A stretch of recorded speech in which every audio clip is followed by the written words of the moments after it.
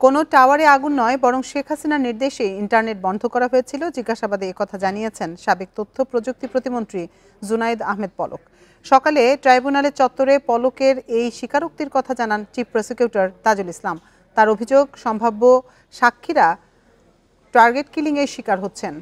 তাদের নিরাপত্তায় গাফিলতি হলে আইন শৃঙ্খলা রক্ষাকারী বাহিনীকে দায় নিতে হবে।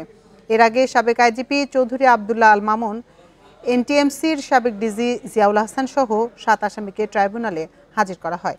তাদের অগ্রগতি তদন্ত প্রতিবেদন 20 ফেব্রুয়ারি দাখিল করতে হবে। পাশাপাশি সাবেক আইজিপি সহ 3 পুলিশ কর্মকর্তাকে একদিন করে জিজ্ঞাসাবাদের অনুমতিও দেয় ট্রাইব্যুনাল।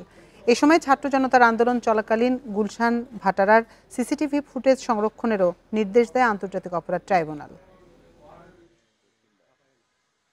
ইন্টারনেট বন্ধের যে নাটক করা হয়েছিল সেটি কোনো দুর্ঘটনা ছিল না।